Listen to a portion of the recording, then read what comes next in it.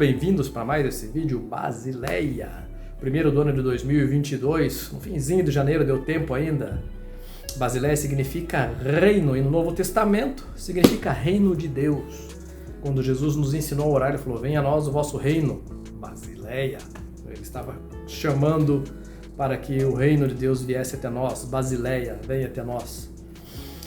Primeiramente, se você gosta desse tipo de vídeo, dessas mensagens que tratam da palavra de Deus, da Bíblia, de mensagens que são mensagens contemporâneas e que fazem sentido, se você gosta, deixe desde já aí o seu curtir, o seu gostei e se inscreva no canal. Por que isso é importante? Porque quando você faz isso, o robozinho aí do YouTube, o algoritmo do YouTube, entende que esse vídeo é relevante e manda para mais pessoas. Então deixe desde já o seu patrocínio para que novas pessoas possam receber esse tipo de conteúdo. O negócio é o seguinte, hoje nós vamos falar sobre o Evangelho de João, capítulo 4. Um texto que nós lemos aqui na nossa comunidade presencial, Basileia, ontem, quarta-feira, hoje é uma quinta-feira. Eu quero compartilhar com vocês esse texto. João capítulo 4 diz assim: Quando, pois, o Senhor veio a saber que os fariseus tinham ouvido dizer que ele, Jesus, fazia e batizava mais discípulos do que João, se bem que Jesus mesmo não batizava, e sim os seus discípulos, ele deixou a Judeia, retirando-se outra vez para a Galiléia. E era necessário atravessar a província de Samaria. Chegou, pois, a uma cidade samaritana chamada Sicar, perto das terras que Jacó dera a seu filho José. Estava ali a fonte de Jacó. Cansado da viagem, assentara-se Jesus junto à fonte. Por volta da hora sexta, nisto veio uma mulher samaritana tirar água. Disse-lhe Jesus: dá-me de beber, pois os seus discípulos tinham ido à cidade para comprar alimentos. Então lhe disse a mulher samaritana: como, sendo tu judeu, pedes de beber a mim, que sou mulher samaritana? Porque os judeus não se dão com os samaritanos. Replicou-lhe Jesus: se conheceras o dom de Deus, e quem é o que te pede, dá-me de beber, tu lhe pedirias, e ele te daria água viva. Respondeu-lhe ela: Senhor, tu não tens com que tirar a água e o poço é fundo. Onde, pois, tens a água viva? És tu, porventura, maior do que Jacó, nosso pai, que nos deu o poço, do qual ele mesmo bebeu, e bem assim seus filhos e seu gado? Afirmou-lhe Jesus: quem beber desta água tornará a ter sede. Aquele, porém, que beber da água que eu lhe der, nunca mais terá sede. Pelo contrário, a água que eu lhe der será nele uma fonte a jorrar para a vida eterna. Disse-lhe a mulher: Senhor, dá-me dessa água para que eu não mais tenha sede, nem precise vir aqui buscá-la. Disse-lhe Jesus: vai, chama teu marido e vem cá. Ao que lhe respondeu a mulher: não tenho marido. Replicou-lhe Jesus: bem disseste, não tenho marido, porque 5 maridos já tiveste, e este agora que tens não é teu marido. E isto disseste com verdade. Senhor, disse-lhe a mulher, vejo que és profeta. Nossos pais adoravam nesse monte. Vós, entretanto, dizeis que é em Jerusalém o lugar onde se deve adorar. Disse-lhe Jesus: mulher, podes crer-me que vem a hora, quando nem neste monte, nem em Jerusalém, adorareis o Pai. Vós adorais o que não conheceis, nós adoramos o que conhecemos, porque a salvação vem dos judeus. Mas vem a hora, e já chegou, em que os verdadeiros adoradores adorarão o Pai em espírito e em verdade, porque são estes que o Pai procura para seus adoradores. Deus é espírito e importa que os seus adoradores o adorem em espírito e em verdade. Eu sei, respondeu a mulher, que há de vir o Messias chamado Cristo. Quando ele vier, nos anunciará todas as coisas. Disse-lhe Jesus: eu o sou, eu que falo contigo. Neste ponto chegaram os seus discípulos e se admiraram de que estivesse falando com uma mulher. Todavia, nenhum lhe disse: que perguntas? Ou, por que falas com ela? Quanto à mulher, deixou o seu cântaro, foi à cidade e disse àqueles homens: vinde comigo e vede um homem que me disse tudo quanto tenho feito. Será este, porventura, o Cristo? Saíram, pois, da cidade e vieram ter com ele, com Jesus. Nós lemos então o Evangelho de João, no capítulo 4, do versículo 1 até o versículo 30. Lemos 30 versículos, rapidinho, nem 5 minutos. Primeira coisa importante, uma das intenções destes vídeos, uma das intenções deste conteúdo, o que é? Incentivar você a ler a Bíblia. Nós fizemos aqui a leitura de 30 versículos da Bíblia em menos de 5 minutos. Faça a leitura da Bíblia, cara. E é isso aqui que vai te dar conteúdo para a vida. É isso aí que vai te dar fundamento. É isso aí que vai te dar lastro. Leia a Bíblia. Pô, ao invés de ficar vendo stories, leia a Bíblia. Leia a Bíblia, cara. Seguinte, então. Negócio que Jesus estava viajando numa cidade para outra e passou por um lugar chamado Samaria. Uma terra de samaritanos. E o negócio é o seguinte, Jesus, ou melhor, os judeus e os samaritanos, eles não se bicavam. Eles eram mais ou menos assim como corintianos e palmeirenses, como aqui no Paraná, atleticanos e coxas brancas. Não ia. Hoje em dia, bolsonaristas e lulistas não se bicavam de jeito nenhum. Então era proibido, basicamente, que os judeus conversassem com os samaritanos. Outra coisa importante, na época de Jesus, na sociedade de Jesus, o machismo era imperativo, era imperante, ou seja, o homem não conversava com mulher assim, não, de jeito nenhum, a mulher nem se dirigia para os homens, era muito difícil. Então, nessa cena que João relata, aliás, João escreve de um jeito incrível e próprio, comparem depois Mateus, Marcos e Lucas, e comparem com João, o Evangelho de João totalmente diferente. Enfim, o que a gente vê acontecendo aqui é algo raro e é um negócio um pouco rebelde. Existe um belo quê de rebeldia em Jesus quando ele chega ali e começa a conversar com essa mulher. Ele chega, se dirige a ela, rompendo várias barreiras. Primeiro, rompendo a barreira geográfica. Segundo, rompendo uma barreira religiosa e política. Terceiro, rompendo uma barreira social, porque o homem não falava com mulher dessa forma. 3 barreiras, Jesus chegou e pá, rebelde, foi lá e pá, quebrou as regras. Por quê? Porque Jesus se orienta pela lei do amor. O amor. Eu adoro falar para religiosos, e principalmente religiosos que gostam de falar dos dons espirituais. Ah, porque eu falo línguas, porque eu oro, porque eu curo, porque não sei o quê, porque eu expulso o demônio. Cara, lá em 1 Coríntios 13, Paulo está falando do amor. Aliás, em 1 Coríntios 12, ele está falando dos dons espirituais, depois ele vem no capítulo 13 e vai falar do amor. Ele fala um monte do amor no finalzinho, ele fala assim, o negócio é o seguinte, tem 3 dons que se destacam mais. Restam ao final a fé, a esperança e o amor. Desses 3, porém, o maior é o amor.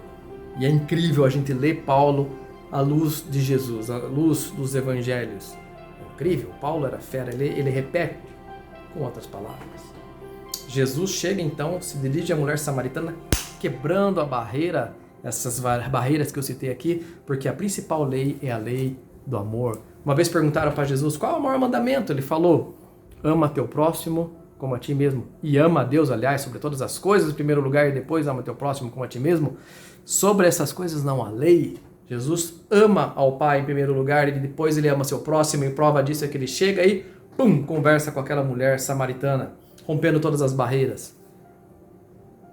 Jesus chega para ela e fala, mulher, estavam num poço, água, beber, eles não tinham bebedouro, eles não tinham iFood para entregar para eles, eles tinham que ir até um poço para beber, e o poço era fundo. Imagina que a região de Jesus é quente pra caramba, né? Uma região com clima de deserto, né? Muita pedra, muito calor. Jesus chega e fala para a mulher, me dá de beber, mulher. Ela olha para Jesus, dá aquela medida. Esse barbudo aí tá com cara de judeu. Cabra folgado. Chega para mim, nem é do meu povo e me pede água. Daí ela fala para ele, como sendo tu, judeu, me pede de beber? Como que você tem coragem? Você tem noção do que você está fazendo? Tá querendo arrumar briga aqui? Tá querendo que meus pares ali venham aqui brigar com você? Aí Jesus fala para ela, dá-me de beber. Ela responde isso e ele fala, se conheceras o dom de Deus e quem é o que te pede, dá-me de beber, tu lhe pedirias e ele lhe daria a água viva. Olha que doideira. Agora começa aqui uma pira. Segura aí. Começa uma pira aqui. Jesus começa. Cara, é doido. Jesus começa um diálogo com ela. Só que Jesus está numa frequência e ela está em outra. Jesus começa a falar somente verdades espirituais para ela. E ela só entende com a ótica do material. Material. Aquilo que é palpável, tangível, aquilo que é efêmero, que é passageiro. Nossa natureza humana é assim. Deus nos manda as verdades espirituais, as verdades do reino, ou como dizem hoje em dia, os códigos do reino. E a gente não entende, porque a nossa cabeça é voltada para aquilo que é material, aquilo que é físico. Jesus chega para ela e fala, dá-me de beber. Ela responde, como tu, sendo judeu, me pede para te dar água para beber, você está doidão? Jesus responde para ela, olha, se você conhecesse o dom de Deus, o amor, e soubesse quem é que está aqui falando com você, você ia pedir água para mim, e eu lhe daria água viva. Pau! Jesus manda uma baita verdade espiritual para ela, ou um baita código espiritual, um baita código do reino, uma verdade do reino. Respondeu ela, Senhor, tu não tens com que tirar a água. Não estou vendo balde, não estou vendo corda nas tuas mãos. E o poço é fundo. Como é que você vai me dar água? E outra coisa, onde é que tem essa tal de água viva aí? Jesus respondeu uma verdade espiritual, ela devolve um conceito material. Jesus falou que ia dar água para ela, água viva, dom de Deus. Olha quem é que está falando com você aqui. E ela responde na ótica do material. Você não tem nada na mão, você não tem balde, você não tem corda, como é que você vai pegar? O poço é fundo, você não consegue descer até lá. Como é que você vai fazer, cara? Você tá doido, meu? Aí ela ainda insiste. És tu, porventura, maior do que Jacó, o nosso pai? Que nos deu o poço, do qual ele mesmo bebeu. E bem assim os seus filhos e o seu gado. Pô, cara, tu é folgado, hein? Tu é judeu, chega aqui folgado me pedindo água. Vem com essa conversa de água viva. E não tem nada na mão. Tu tá achando que é maior que o nosso pai Jacó? Ela diz. Tudo na ótica do material. Afirmou-lhe Jesus, quem beber desta água do poço, tornará a ter sede. E aquele, porém, que beber da água que eu lhe der, nunca mais terá sede. Pelo contrário, a água que eu lhe der será nele uma fonte a jorrar para a vida eterna. Que dialética bacana, hein? Tese, antítese, tese, antítese. Ela não entende. Jesus falou para ela, minha querida, minha filha, escuta o que eu estou falando. Quem beber dessa água do poço, que o pai Jacó deu para vocês, vai tornar ter sede, porque essa água é H2O, poxa. Você vai ingerir ela, o teu corpo vai absorver, vai dar um tempo, vai usar, vai evaporar, você vai ter que beber de novo. Você vai no banheiro, vai acabar, vai ter que beber de novo. Aquele, porém, que beber da água que eu lhe der, jamais terá sede. E mais ainda, será nele uma fonte a jorrar para a vida eterna. Aquele que beber dessa água vai saciar a sua própria sede e ainda vai transbordar na vida dos outros. Verdade espiritual. Disse-lhe a mulher, Senhor, dá-me dessa água para que eu não mais tenha sede, nem precise vir aqui buscá-la. Ela achou que Jesus estava vendendo a água, cara. Ela falou, tá bom, o seu judeu. O negócio é o seguinte, então, já que você está insistindo tanto, me dá então dessa água aí, essa água mágica. Já que eu vou beber ela e nunca mais vou ter sede, manda aí. Tô cansada de vir aqui com meu balde, buscar água pro pessoal lá de casa, poxa, pra mim, pros vizinhos que são mais idosos. Pô, não é fácil, eu pego, carrego, levo pra casa, pô, isso aqui, ó, meu braço tá musculoso já, não preciso nem fazer crossfit. Então, já que você tá falando tanto dessa água, manda aí, eu aceito, vai, eu como, manda aí. Já que eu vou tomar ela e nunca mais vou precisar, fechou. Tô fechada contigo, manda. Aí Jesus olha, vai chamar teu marido. Ele cansou. Ele falou, não é possível. Eu estou falando com ela numa frequência espiritual e ela está entendendo só na frequência natural. Vou ter que falar na linguagem dela. Vai chamar teu marido. Aí o bicho pegou. Aí ela ficou sem graça. Então, né? Eu não tenho marido, ela respondeu. Daí Jesus fala, é verdade, bem disseste. Porque esse que você tem agora não é teu marido, porque 5 maridos já tivesse. Aí ela ficou de cara, falou, meu Deus, como é que esse cara sabe disso? Ela não tem um marido, ela tem um crush, na verdade, ela tem um ficante. 5 já teve. Ela não tinha marido, não tinha compromisso. Aí ela ficou de cara, falou, pera um pouco aí, esse cara não é vendedor de água mágica não, esse cara é diferente. Aí ela fala para ele, Senhor, vejo que tu és profeta. Aí cai a ficha dela. Jesus veio falando verdades espirituais, verdades, na frequência altíssima do reino, e ela só entendendo aqui, ó, lá embaixo. Jesus teve que falar, opa, vou ter que mostrar para ela quem eu sou, de outro jeito. Teve que mandar uma mensagem ali, falando do terreno, para ela se ligar que ele não era deste mundo. Ela fala, tô vendo que tu és profeta, né? Aí ela ficou cheia de temor. Mas me diga uma coisa, nós, samaritanos, dizemos que é aqui nesse monte que nós devemos adorar. Vocês, judeus, dizem que é lá em Jerusalém. Onde que é o lugar certo para adorar? Aí ela ficou cheia de temor. Opa, estou na presença de algo maior do que eu. Ele sabe o que acontece sem eu ter que falar. E aí começa a grande pancada dessa mensagem, dessa narrativa. Jesus chega para ela e fala, podes crer-me que a hora vem, quando nem neste monte, nem em Jerusalém adorareis o Pai. Vós, samaritanos, adorais o que não conheceis. Nós, judeus, adoramos o que conhecemos, porque a salvação vem dos judeus.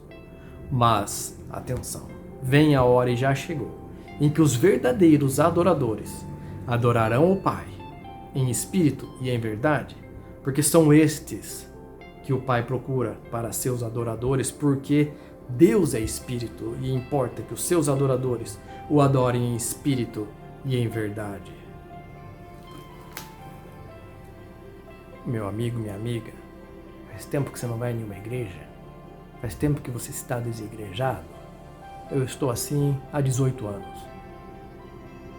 Eu sou formado em teologia. Eu venho de uma formação protestante, evangélica, pentecostal, e eu estou há 18 anos desigrejado. E eu posso afirmar com todas as palavras, meu querido, que o meu Senhor nunca me abandonou. Nunca me abandonou, nunca abandonou a minha família. Esteve sempre junto conosco. Sabe por quê? Porque Deus não habita mais em templos feitos por mãos de homens. Faz tempo, desde que Jesus veio, acabou essa conversa de templo. Templo é um prédio. Templo é prédio, é imóvel. Imóvel eu entendo. Templo é um prédio, meu querido. Rotinas religiosas são apenas rotinas religiosas. Vivi isso por anos da minha vida, anos. Comecei lá, garotinho, júnior, grupo de adolescentes, grupo de jovens, depois adulto, grupo de louvor, seminarista formado. E eu cansei, porque era só um clubinho. Era só um clubinho. Não é a verdade. Existe a verdade lá dentro, a verdade é pregada, mas aquilo não é a verdade. É só uma igreja, é só um clube, é só um grupo. É só um grupo, é só uma sociedade. Vem a hora e já chegou em que os verdadeiros adoradores adorarão o Pai em espírito e em verdade. Meu, cansei de ver papagaio pregando um monte de santidade e no final das contas tinha uma vida totalmente o inverso. Se você já passou por isso, meu querido, deixa para trás. Não olhe para os homens, não. Não olhe para os homens. Olhe para Jesus. Porque nós humanos somos todos falhos. Todos. Todos. Ah, Juliano, o que você está falando? Você peca? Óbvio que eu peco. A palavra de Deus fala lá em João, na carta de João, que todos nós pecamos. Aquele que não peca E aquele que peca e fala que não peca, ele está falando que Deus é mentiroso, então, pô. Todos nós pecamos. Todos nós pecamos. Eu peco, tu pecas, ele peca. Nós pecamos, vós pecais. Todos pecaram.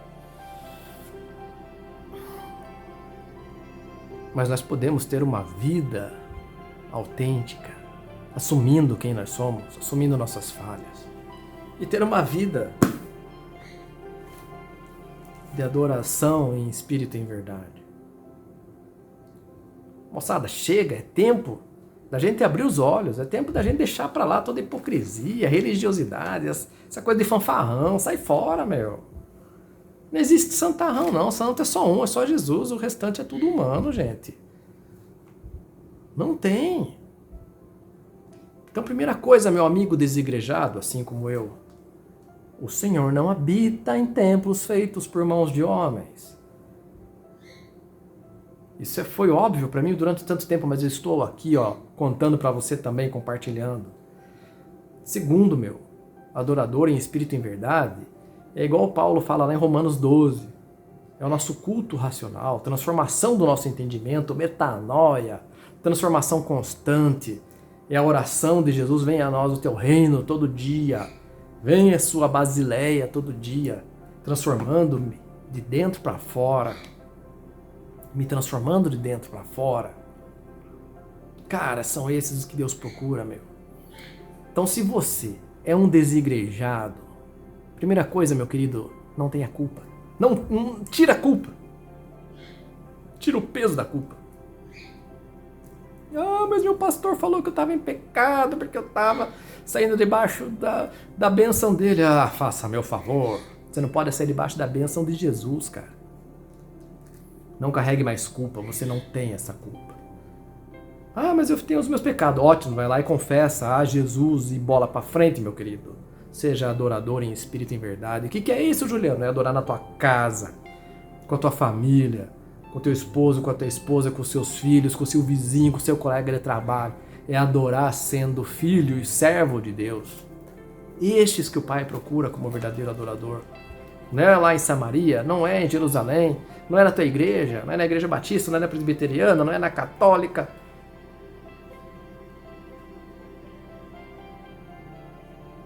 Ele procura verdadeiros adoradores. Ah, mas eu sou homossexual.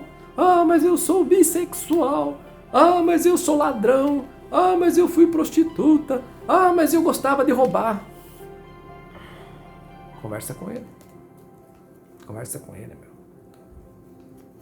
Adoradores em espírito e em verdade. E ele vai tratar contigo, meu. Ele é que vai tratar contigo.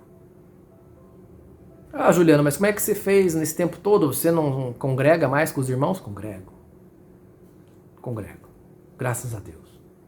Sabe como é que a gente faz? Culto nos lares. Células. Mas em alguma igreja? Não tem igreja nenhuma envolvida. Tem cartão de membro? Não tem. Tem ceia com dízimo? Não tem. Tem a ceia, mas não tem o dízimo.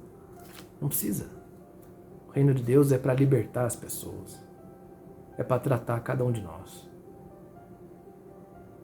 Jesus chegou para ela e falou: olha, mulher. Ela perguntou, né? Ah, há de vir o Cristo? Ele fala: acorda, eu que falo contigo. Eu sou o Cristo. Presta atenção nesse diálogo. Presta atenção.